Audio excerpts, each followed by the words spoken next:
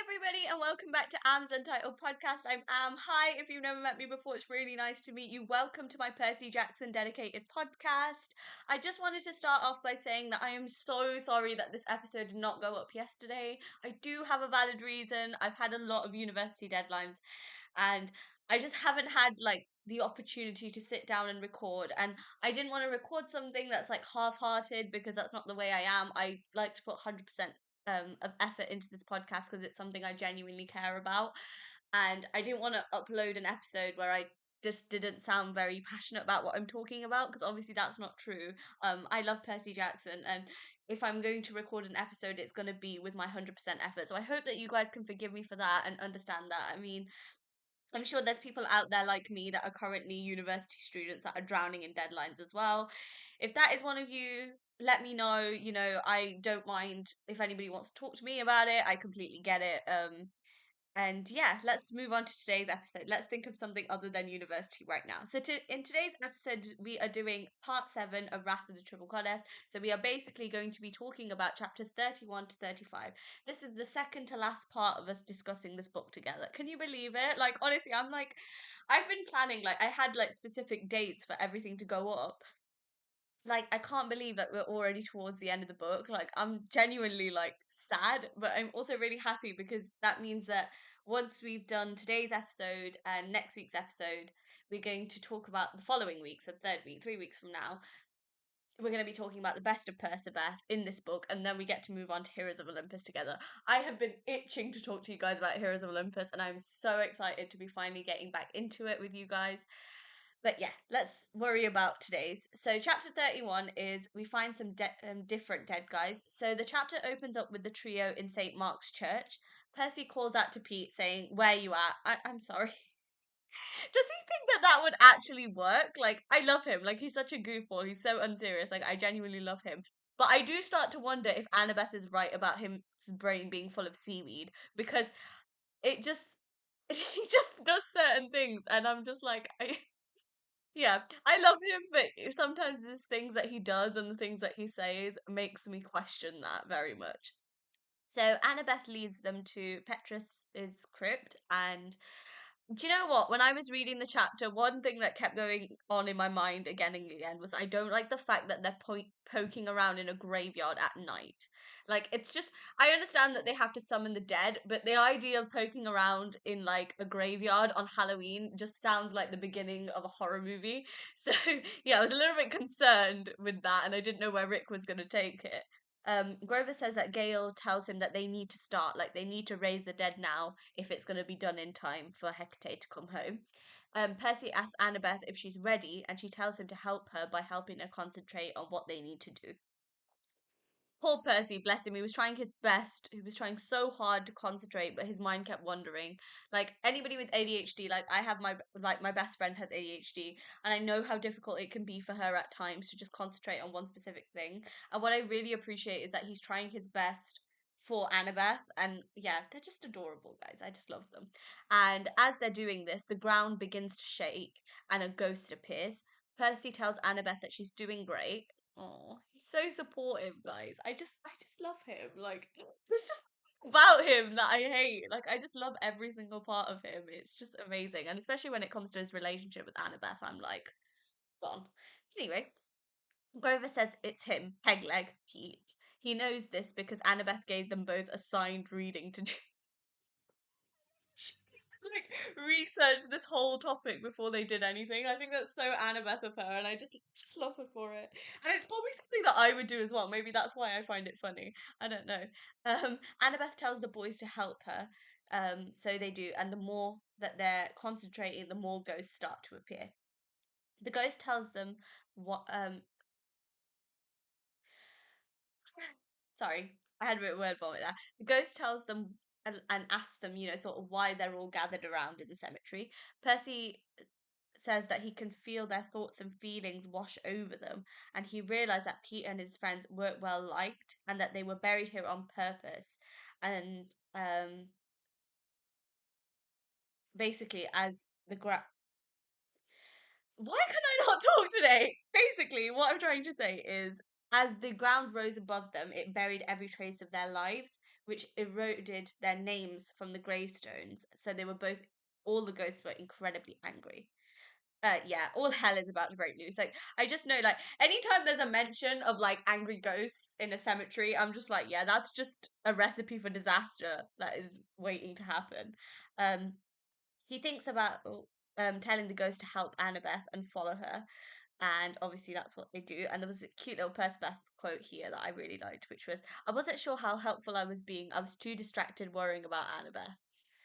Yeah, I just he's just the greenest flag ever. Like, I have never met a fictional man like character in all these years of reading. Like, I've been reading for over 10 years now, and I don't think that I've ever seen a fictional man as in love with their partner as Percy is with Annabeth. It's just amazing. And Percy asks Annabeth if she's all right, and she tells him that that was a good move and that she's good and that the ghosts were continuously reappearing. Percy knew that the ghosts wanted to tear him apart. It's not really scary. Like, you could. There's this really like a big reoccurring theme, that Percy can really understand people's thoughts and emotions. Like, it's almost like he's so empathetic that he can feel that. And I think that that's just so amazing. And there's not a lot of people with that kind of emotional intelligence. And, although Percy might be a little silly in certain things, when it comes to understanding people, I feel like there's nobody like him.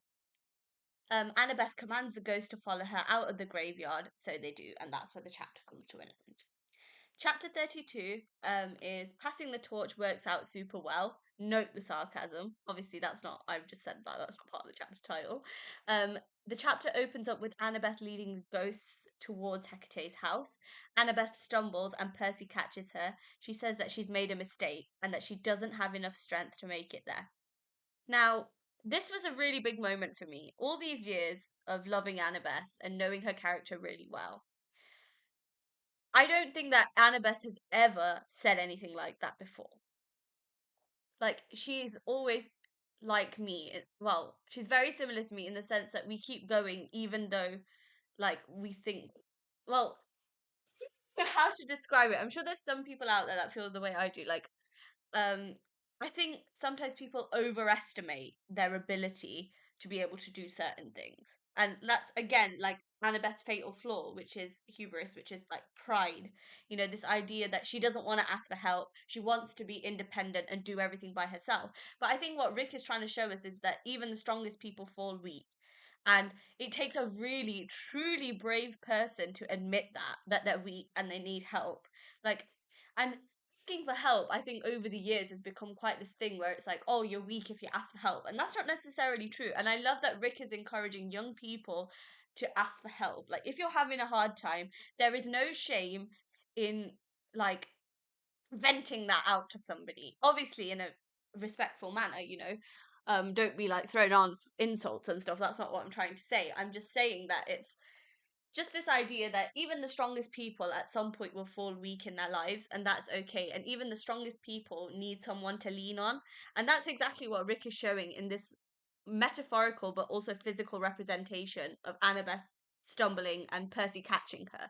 Like, oh, he's so good. I just don't know how he does it. Like, the more like I think about it, he really is an author with such an in-depth understanding of people, and he portrays that in his characters. And he's also given Percy that trait. Like, Percy has a very good understanding of the people around him, and that's obviously a trait that Rick has given him on purpose, which I love. So Percy tells her to give him the torches and that he will guide them to the manse, and then Annabeth could take over.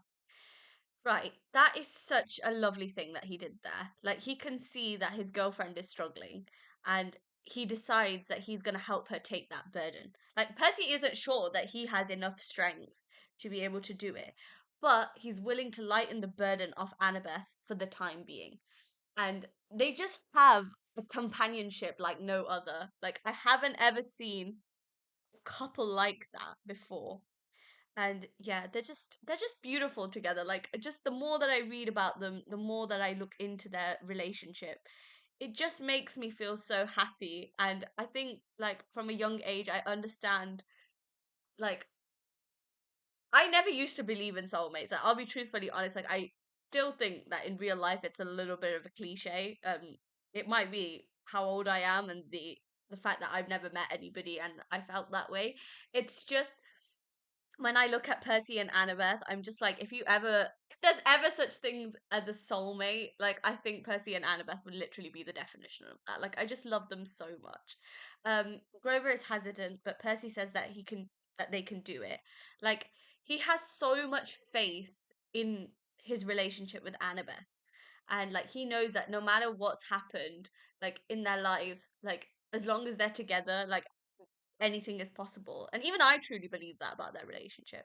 And there's a lovely little Percabeth moment here, which I absolutely loved, which was I figured that after holding the weight of the sky and trekking through Tartarus together, the two of us were as in sync as any couple would be. Yeah, he's just spitting facts. Like at this point, like there is nothing that they can't achieve if they're like as long as they're together. Like Rick has made a really nice hint here, like the weight of the sky. Like Percy took the weight of the sky, Annabeth took the weight of the sky in Titan's Curse. They trekked through Tartarus in House of Hades together.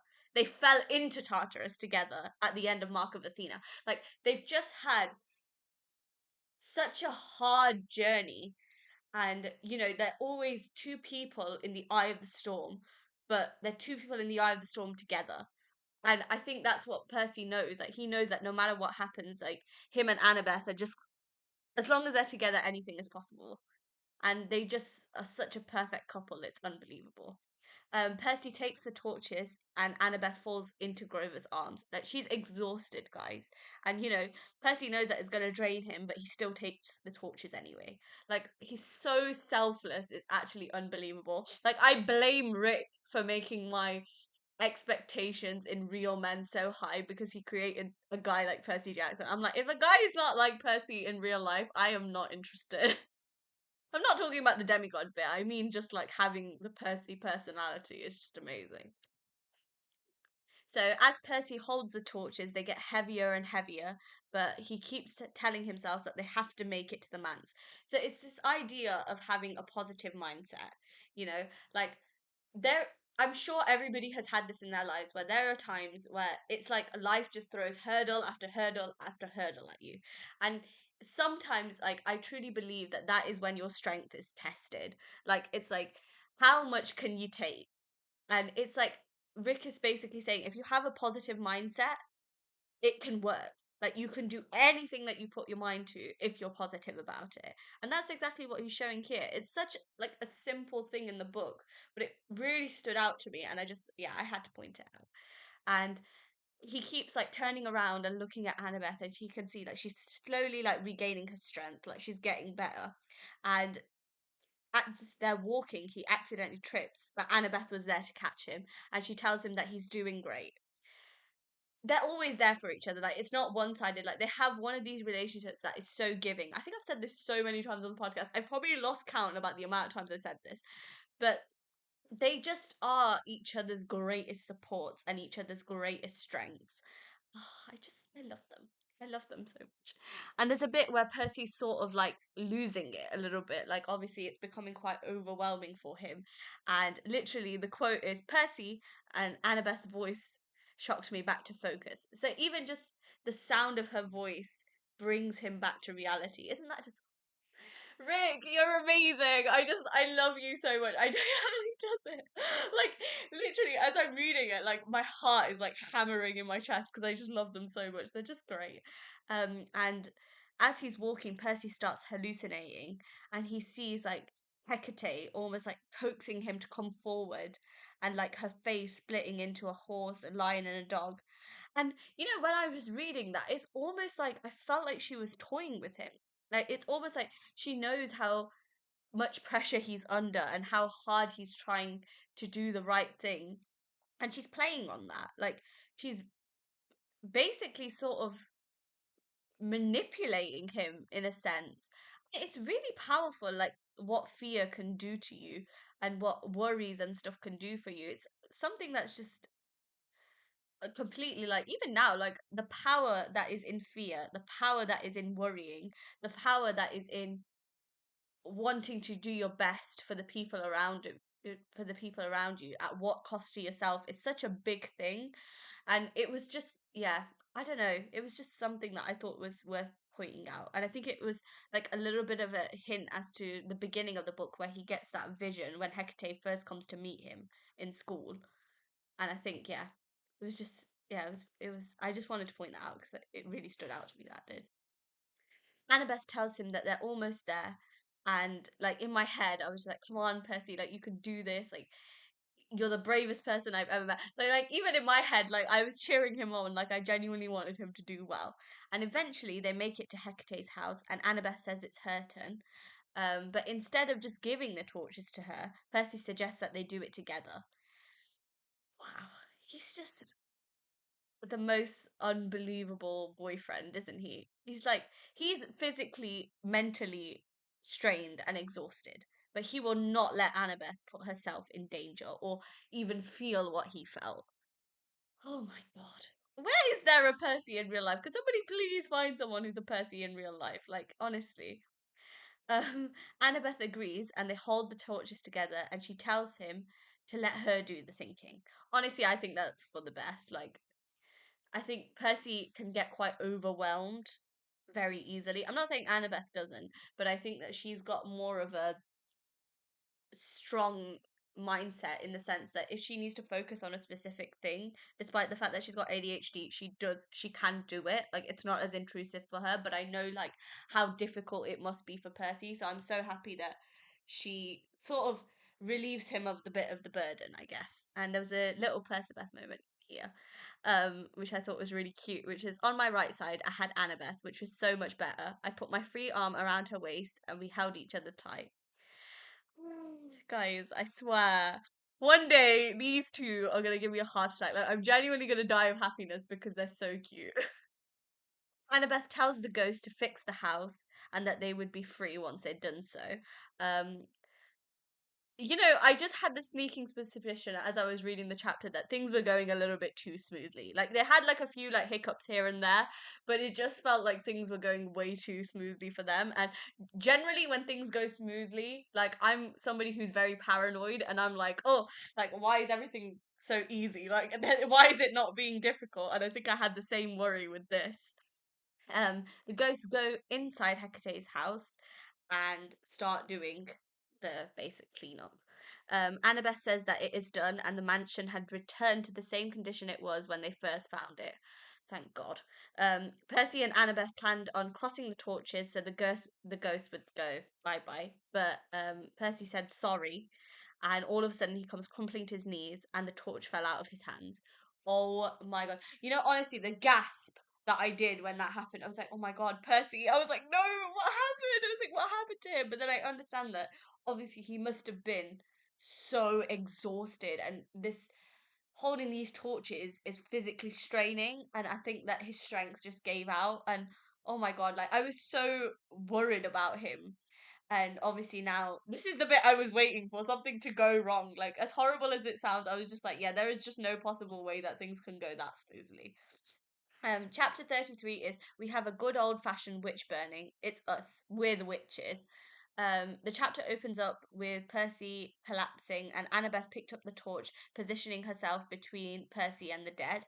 There was a little Percabeth quote here as well, which was, "Fortunately, there was Annabeth." The sentence describes a lot of my life, actually. Oh, nice. Too cute. Like even in the most serious situations, like I just can't concentrate because I just look at them two and I'm like, she crosses the torches over each other, but the dead didn't disappear. Yeah, again, that's another thing. Like I already saw that coming. The spirits actually zip up and down Grand Mercy Park, causing chaos. Grover asks what they're gonna do, and honestly, I was sitting there. I closed the book for a second. And I was like, I have no idea how they're gonna fix this. Like, how do you send angry ghosts back to where they came from? No idea. Annabeth tells them that the torches are getting heavy and she doesn't know how much longer she can keep this up. My poor girl, like, I just feel so bad. Like, if Percy and Annabeth, like, hadn't been through enough already, like, I just feel like they just absolutely get put through the ringer and it's so unfair that they're so good at handling it. Bless them. Oh my gosh. Gale tells Grover to give Percy and Annabeth the two vials of nectar to heal them up. And it worked, surprisingly. Thank God. Thank God, like, Gale's there. I always see Gale, like, in this book, like, I've noticed, like, she's pretty much like their medic. Like, she looks after them, like, their own personal note. Nurse, it's so sweet. And her Cuba basically tells them that they're in the middle of a standoff. Excuse me.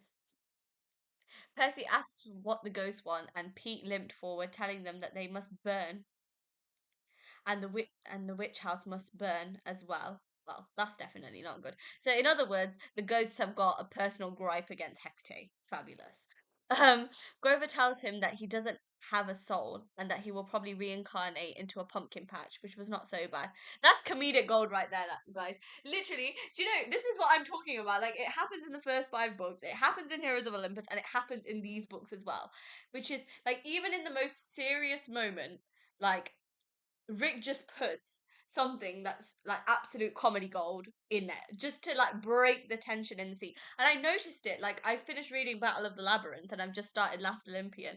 And I completely forgot about that moment where Percy is running away from Kronos and Kronos is coming chasing behind them, and Rachel, Annabeth and Grover crash into him, and Rachel throws her blue plastic hairbrush at Kronos. Like, it's so, like, it's such a serious scene. Like, there's so much going on in the scene, and it's really tense, and you don't know if Percy's gonna make it out. And then something like that just happened, and it just makes me laugh. And like, kudos to Rick. Like, there's not a lot of authors out there that can put comedy in with the most serious things, and the fact that he can do it and provide the audience with a bit of relief is just amazing. And he does the same in these books as well, like these new ones like Chalice of the Gods, Wrath of the Triple Goddess. Like, they both have these two big moments, like although they're a little bit more light-hearted anyway, they just, like, even in serious moments he still never fails to crack me up. And that's what I mean, like the essence of this book is still the same as the essence of the first five. Like, it still has the same magic Percy Jackson energy, which I really appreciate.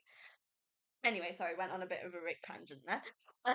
The ghosts did indeed come back, but they upgraded, and what I mean by that is they came dressed in costumes with physical bodies. Now that actually scared the shite out of me. I'm gonna be completely honest with you guys.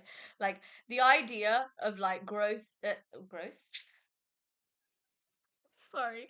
The idea of ghosts like coming dressed in costumes with physical bodies, like, that just, yeah, that doesn't sit right with me, guys. I don't do horror movies, you can probably tell by this.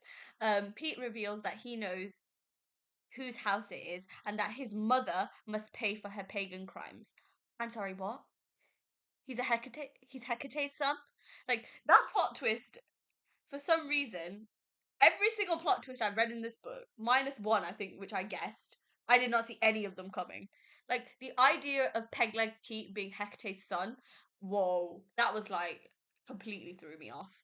And the chapter ends with Percy telling Annabeth to guard the doors while him, Grover, Hecuba, Nope, and Gale charged into battle. Yeah, that chapter was like a real turning point. Like, there was so much going on in that specific chapter, and yeah, it got serious, it got funny, and then it got serious again, which was, yeah. Honestly, Rick is just phenomenal. Like, I know why he's my favorite author now. Like, he's just pure author gold. Chapter 34 is We Fight for Hecate and also a dead fish. The chapter opens up with Percy slashing through the ghosts, but but the possessed humans were causing him an issue. So, not only were the ghosts coming, but they'd managed to possess human beings that were in the park as well. Grover was playing his panpipes to the mob, and it was the Ghostbusters theme song. I love Grover. Like, he never ever fails to make me laugh with his music choices. And again, that goes straight to Rick. Like, I just don't know how he's so funny. Like, I just don't understand. Like, I'm not that funny, but I really wish that I was. Um, Annabeth was still guarding the doors using the torches to keep the ghosts away.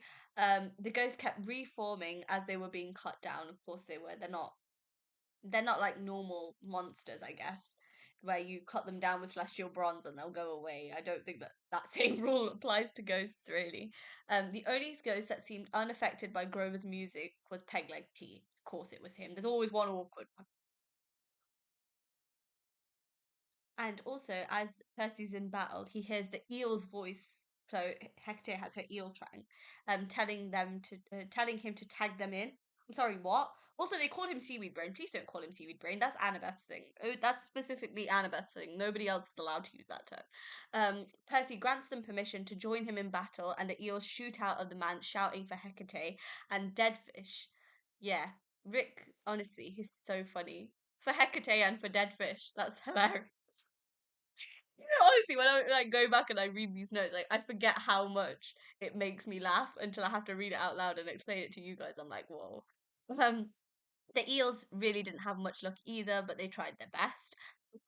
Annabeth was losing strength. Grover was being chased by a possessed family of trick or treaters, and Hecate's pets weren't doing any better. So overall, it looked like a real losing side in a battle. Percy tells Pete to get his ghost off his lawn monster.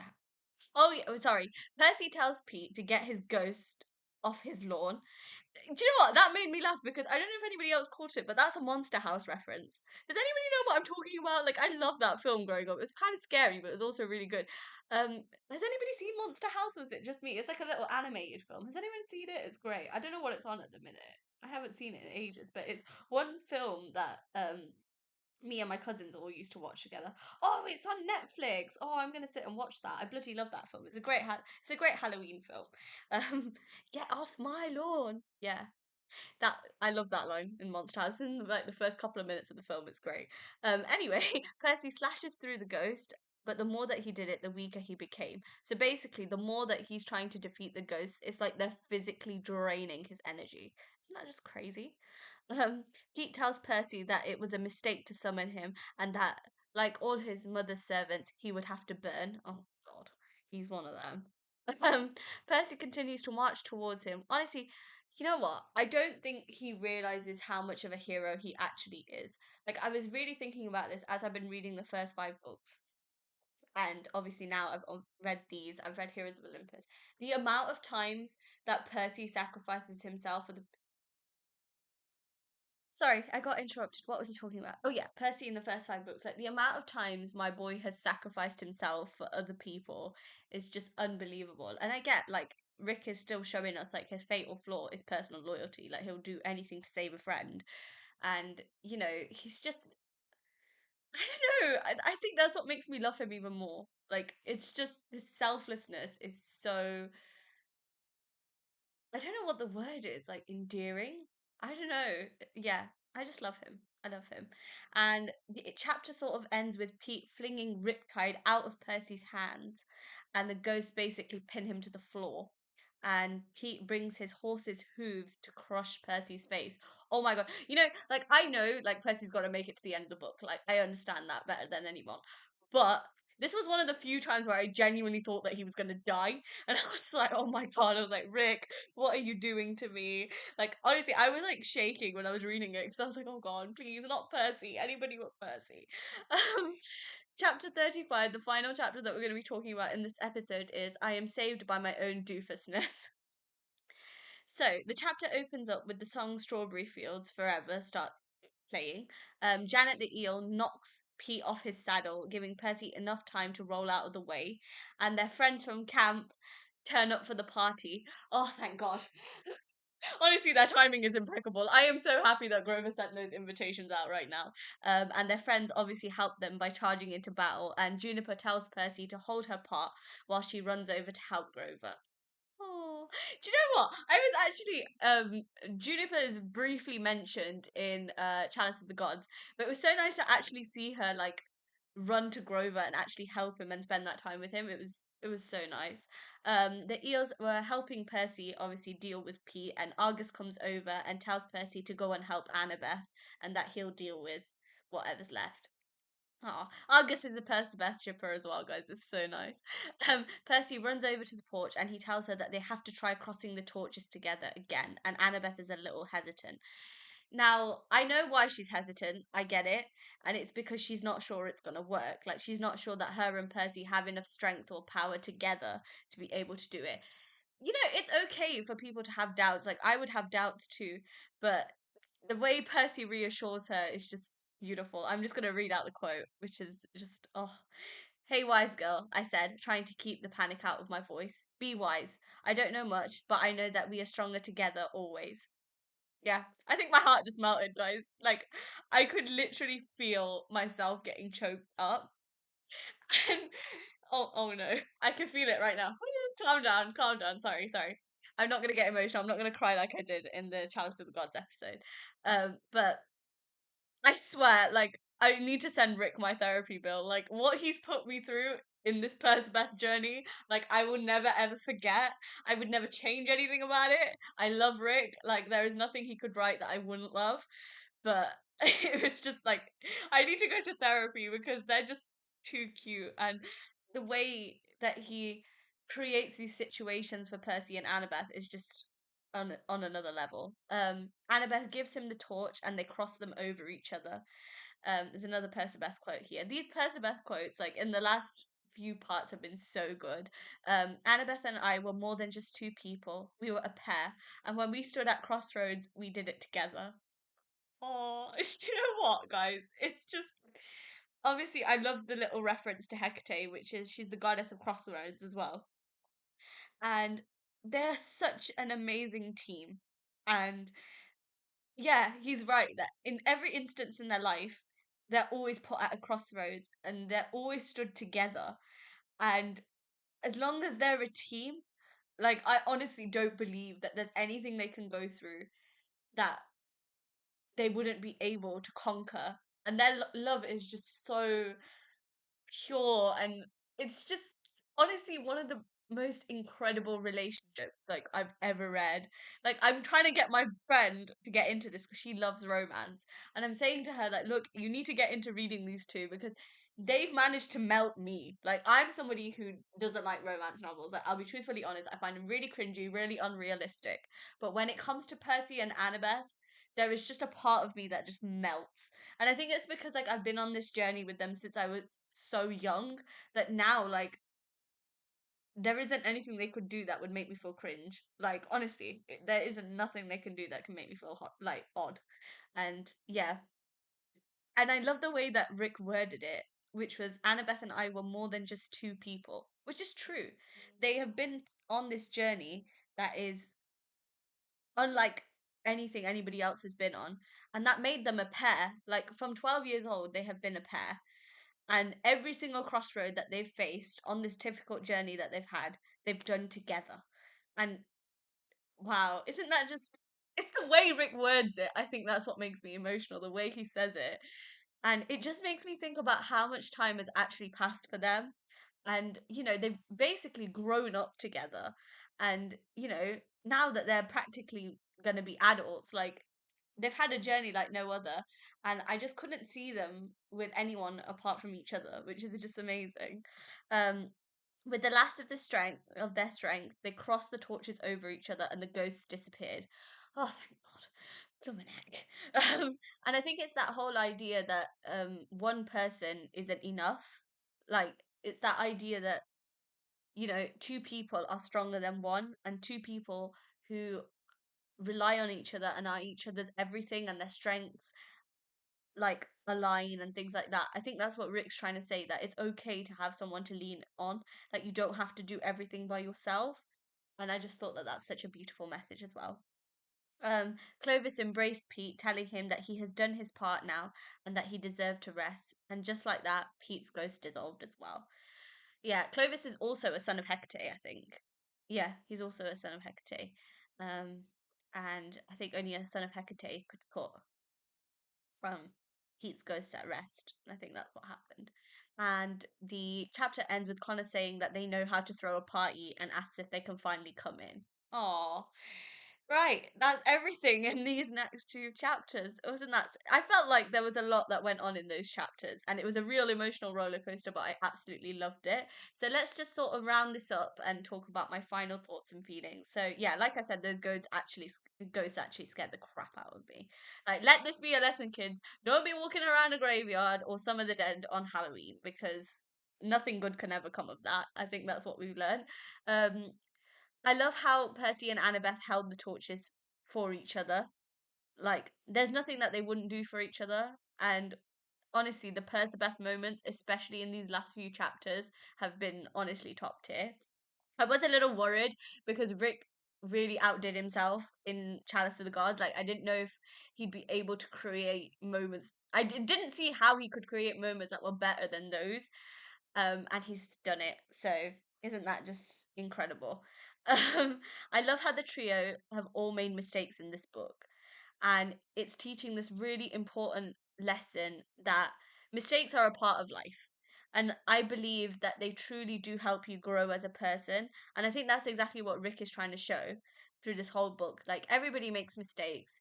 Even the most perfect person will make a mistake at some point. They'll have some sort of mistake that they're ashamed of, that they're not proud of. But that's a part of growing up, guys. And you can't grow without making mistakes. That's what I truly believe. Sorry if that's my phone. I thought I put it on silent, but it keeps buzzing next to me, so just ignore that. That's not important right now. Podcast episode is important right now. And I love how all of Hecuba's pets came to help. Like, it shows that no matter, like, regardless of the journey that they've had with Hecate, like, they love her really, and there's nothing that they won't do for her. And I'm sure that the feelings are mutual on her side as well. And like I said, I was so happy that Grover actually sent out those party invitations. Like, it saved the trio from the ghosts, and I'm so incredibly grateful that the Camp Half Blood family is still intact and they all still love and support each other. I think that's amazing. And that moment where Percy and Annabeth cross the torches over each other has got to be one of my favorite scenes in the whole book. Percy's right, they're always stronger together. Like, he has so much belief in their relationship, and so do I. And I don't think that there's anybody who can read these books and not be touched by their relationship. So let's hope that everything goes well with Hecate in the last few chapters. You'll have to tune into the next episode to find out. So thank you guys so much for listening in. I really hope that you enjoyed this episode. Like I said, I'm so sorry I was late this week. I promise it won't happen again next week. And I'll try my best to stay on top of everything. Uh, don't forget that all episodes of the podcast are available to stream on Spotify and on my YouTube channel. Check those out. Follow me on Spotify. Subscribe to my YouTube channel, it would be greatly appreciated. Follow me on Threads, follow me on Instagram to be the first to know when a new episode goes up. But also, I like to have conversations on Threads. So yeah, follow me there and we'll have a great chat. If anybody is worried about any sort of uni stress or just wants to talk about this book or anything Percy Jackson related, feel free to message me, email me, DM me on Instagram. That's at Aamsuntitledpodcast. Email me at aamsuntitledpodcast@gmail.com. And I think that's everything from me. So thank you guys for being so patient with me, and I'll be speaking to you sometime next week. Mwah!